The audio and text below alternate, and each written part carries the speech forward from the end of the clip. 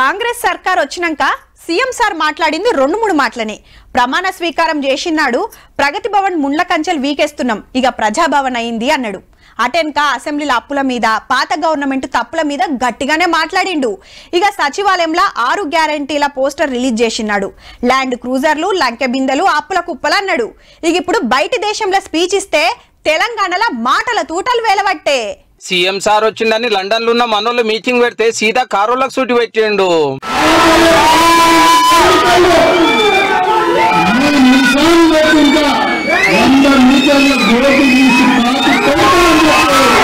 అగనట parliament election లో car గుర్తే అగుపడకుండా వేస్తాడట. ఫిబ్రవరిలో పులి బయటకు వస్తుంది, సర్కార్ కు సినిమా చూపిస్తుంది అని కేసీఆర్ సార్ గురించి మొన్న రామన్ అన్నాడు కదా.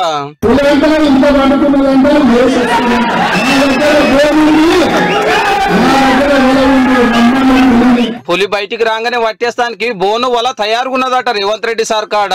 దేశంగాని దేశంలో ఇట్లా మాట్లాడే వరకు మా సార్ని అట్లెట్లా అంటాడు అని కత్తులు కటాలు నూరుతున్నారు కారోళ్ళు. ముఖ్యమంత్రి కుర్చీలో కూర్చున్నాకనైనా అబద్ధాలు మర్చిపోతాడు, అహంకారం మర్చిపోతాడు. ఒక కంట్రీ లెక్క వ్యవహరించకుండా ఒక హుందాగా ఉండాలా అని చెప్పని చంద్రబాబు నాయుడు గారే కేసీఆర్ సంగతి చూస్తా అని చెప్పి ఈ రాష్ట్రం నుంచి పలాయనం చిత్తగించాల్సినటువంటి దుస్థితి ఏర్పడ్డది. ఎగిరెగిరి పడవద్దు. ఈ 2 పార్టీల నడిమిట్ల కమలం పార్టీ వాళ్ళు కూడా వచ్చిండ్రు. పులి కాదు, అది పిల్లి కాదు, ఇప్పుడు అది కలుగులో కోవాల్సినటువంటి ఎలుక. దావోస్ మీటింగ్ లో అదాని సార్ తోటి 12,500 కోట్ల పెట్టుబడులు అగ్రిమెంట్లు చేసుకున్న దాని మీద, తెలంగాణకు కావాల్సినట్టు గురించి ప్రధానమంత్రి సార్ ను కలిసిన దాని మీద ఇవాళ కూడా లొల్లి నడిచింది.